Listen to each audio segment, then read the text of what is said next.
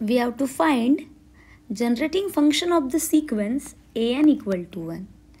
अब an equal to 1 इस sequence का फर्स्ट टर्म भी 1 रहेगा, second term 1, third term 1, fourth term 1, जितने भी टर्म बढ़ेंगे वो सभी टर्म आपको 1 ही मिलने वाले. सबसे पहला काम, द जनरेटिंग फंक्शन क्या होता है? Generating function for the sequence a0, a1, a2, a3, a4 up to so on.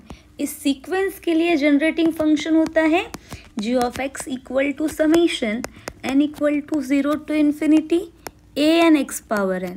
तो अभी हमें क्या मिलता है? a0 plus a1x plus a2x square a3x cube up to so on. इस वाले सीक्वेंस का ये जनरेटिंग फंक्शन है. अब हमारे पास गिवन सीक्वेंस क्या है?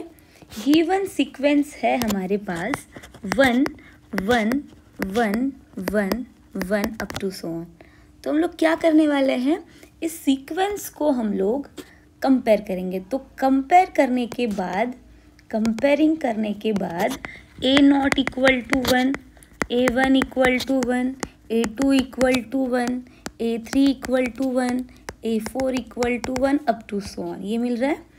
तो हम लोग यहाँ पुट करेंगे. तो g of x generating function g of x equal to first term 1 plus second term 1 into x, a0 जो a0 गिवन है, a0 1 है, a1 1 into x, 1 into x square plus 1 into x cube 1 into x power 4 up to so on equal to क्या मिल रहा है हमें? 1 plus x square plus x cube plus x power 4 up to so on. अब हमने expansion देखे हैं, हमें क्या पता है कि बाय एक्सपांशन क्या मिलता है हमें? बाय एक्सपांशन, ये किसका एक्सपांशन दिख रहा है आपको? 1 minus x power minus 1 equal to first term 1 plus x square x cube x power 4 up to so on. अब दोनों को देखो तो एक बार, दोनों को देखने के बाद हमें ये दिख रहा है कि g of x equal to, ये पूरा टर्म किसके इक्वल है? इसके इक्वल. मतलब g of x equal to 1 minus x power minus 1. एक फंक्शन मिला है जिसे हम लोग क्या बोलेंगे?